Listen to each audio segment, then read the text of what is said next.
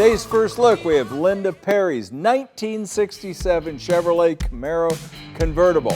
And this is what's going on. This is a 1967 Camaro convertible owned by Linda Perry, singer, songwriter, and lead vocalist of the American rock band Four Non Blondes.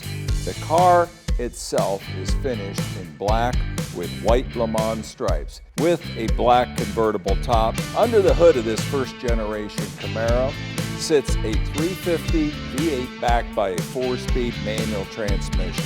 Linda Perry has owned this car for over 20 years and has driven it very sparingly. Here's the special part. The winning bidder will receive an exclusive opportunity to join Linda Perry in a recording session.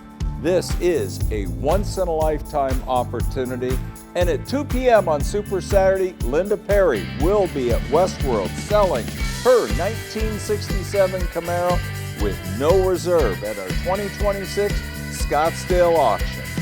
That's what's going on Super Saturday.